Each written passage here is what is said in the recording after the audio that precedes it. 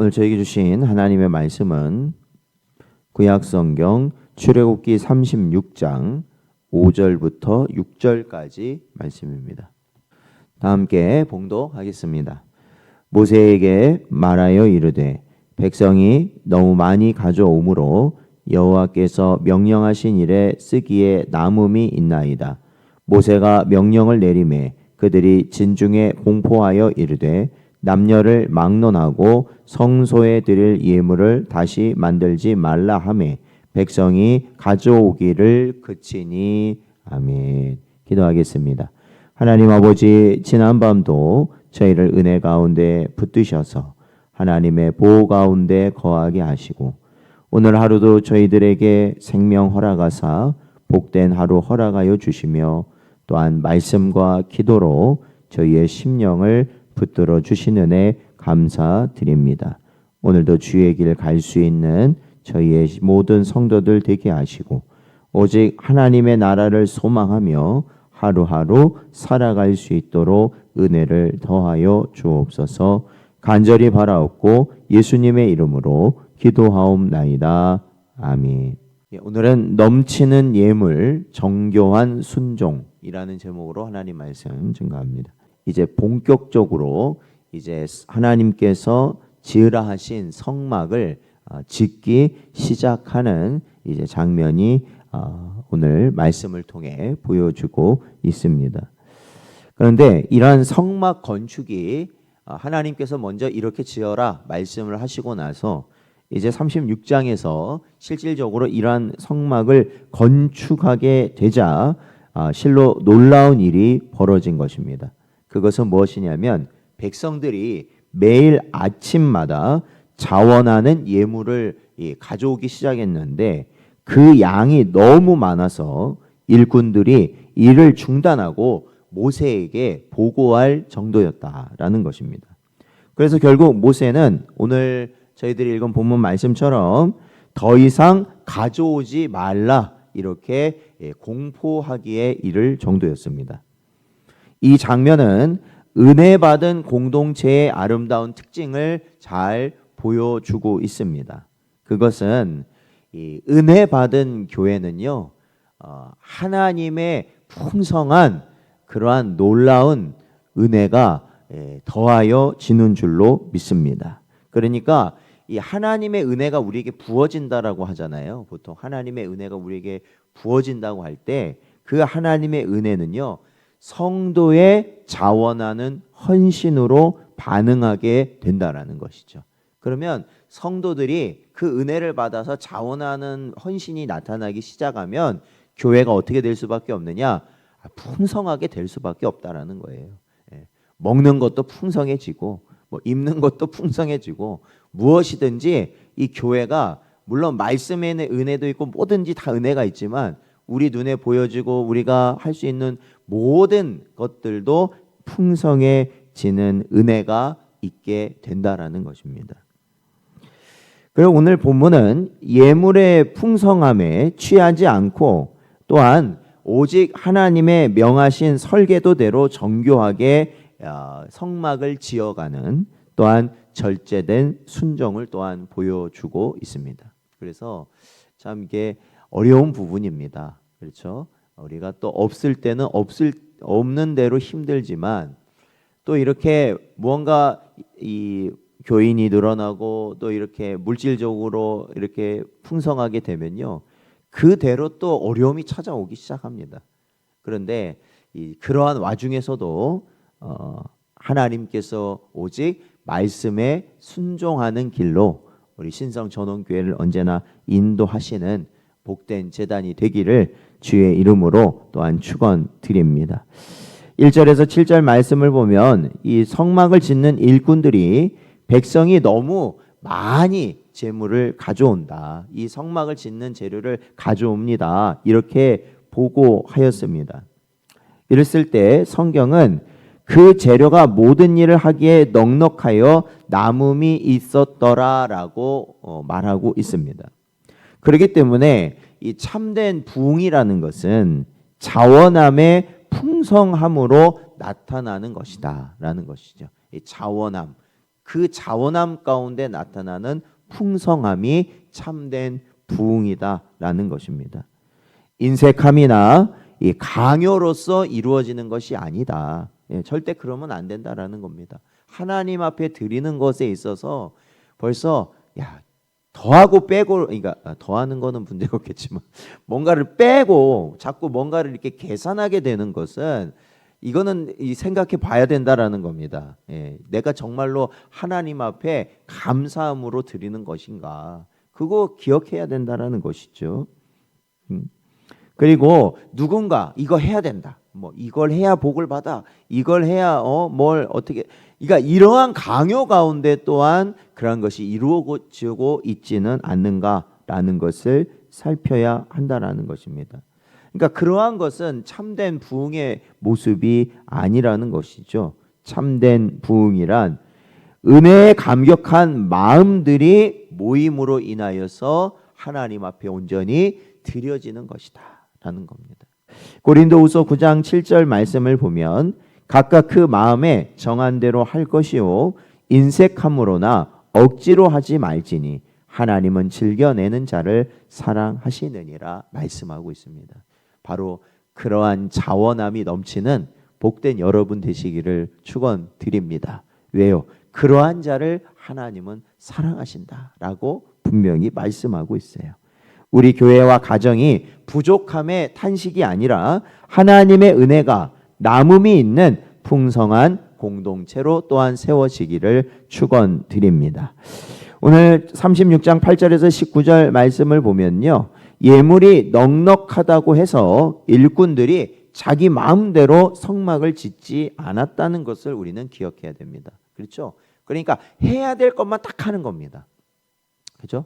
그러니까 이 백성들이 재물을 막 갖고 오면요, 우리가 원래는 필요한 재물이 있는데 거기에 더 많은 것들이 들어오다 보면 어떠한 생각을 하게 되냐면 쓸데없는 것까지 만들게 되는 거죠. 이미 갖고 왔잖아요. 갖고 왔는데 뭐 그걸 도로 뭐 돌려주고 할 거 없으니까 그냥 그거 가지고 필요 없는 거, 불필요한 거, 그런 것까지 막 만들기 시작하는 겁니다. 그러니까 이게 이 예물이 넉넉하다는 게 좋게 여러분 여길 수도 있지만 이게요, 이 다른 면으로 생각하면은 오히려 굉장히 위험한 순간일 수 있는 겁니다. 왜? 사람이라는 게 욕심이 있거든요. 그런데 하나님은 딱 어떻게 해요? 정한 대로 이미 말씀해 주셨다라는 거예요. 딱 이렇게 지어라. 그러니까 거기다 뭘 더 덧붙여서도 안 된다라는 거예요. 빼서도 안 되지만 덧붙여서도 안 된다라는 겁니다. 그랬을 때 이 일꾼들이 지혜롭다는 건 그겁니다. 자기 마음대로 그거를 덧붙이거나 더 길게 하거나 짧게 하거나 이렇게 하지 않았다라는 겁니다. 그들은 이것이 많다, 그렇게 보고를 하였죠. 그래서 그들은 뭐예요? 딱 하나님이 명하신 대로 한치의 오차도 없이 그들은 하나님의 성막을 만들었다라는 것입니다. 그러니까 신앙생활의 핵심은 그러니까 뭐냐면 결국에는 이 말씀대로 행하는 것이 우리 신앙의 핵심인 줄로 믿습니다. 성도에게 열정이 중요하죠. 뭔가 확 끌어오르고 막 힘을 다하고 막 중요합니다. 그러나 그것이 말씀을 넘어서서는 안 된다는 것입니다. 내 열심히 하나님의 설계를 앞질러서는 안 된다는 겁니다. 부살렐과 오홀리압은 이 성령의 지혜를 받아 하나님의 의도를 완벽하게 지상에 구현해낸 자들이었습니다. 바로 그것이 사명자다.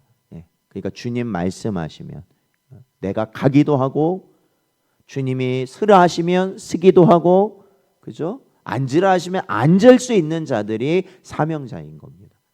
그러니까 내가 더 갈 수 있는데, 내가 더 뭔가를 할 수 있는데, 그래서 그것을 넘어서게 되면 결국에는 하나님의 영광을 가리우는 것이 된다.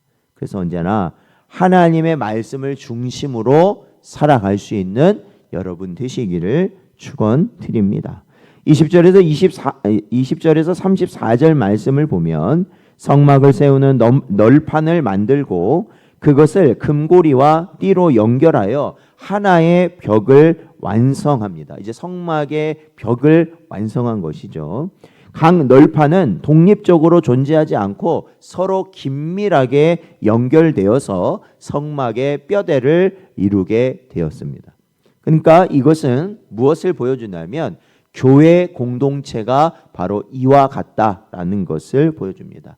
교회는 연합된 것이에요. 연합된 것. 예수 그리스도, 머리된 예수 그리스도 안에서 연합된 곳이 교회라는 것입니다.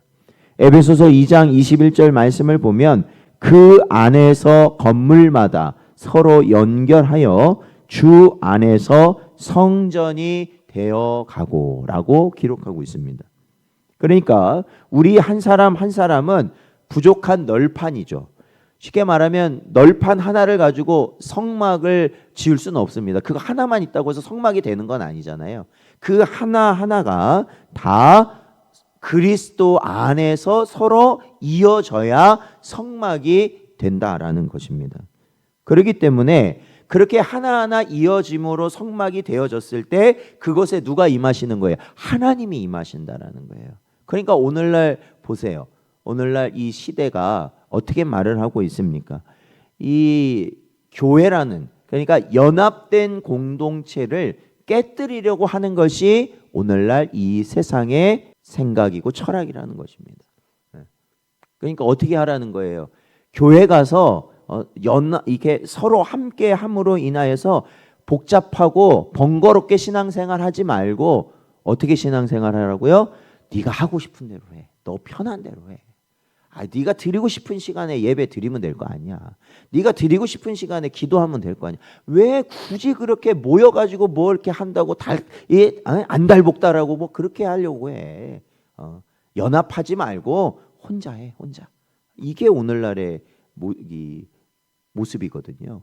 근데 여러분 성경을 보시면 어디든지 혼자 그 길을 가라고 말하고 있지 않습니다. 함께 하라고 말하고 있어요. 함께. 연합해라. 성경에도 뭐 하잖아요. 모이기에 뭐 하라고요? 힘쓰라예요. 모이기에 힘쓰라. 히브리서의 말씀에도. 그래서 하나됨으로 인하여 예수 그리스도를 바라보라는 것입니다. 그러지 않으면 우리의 신앙이요, 내가 잘 지킬 것 같죠? 그러지 못한다라는 거예요.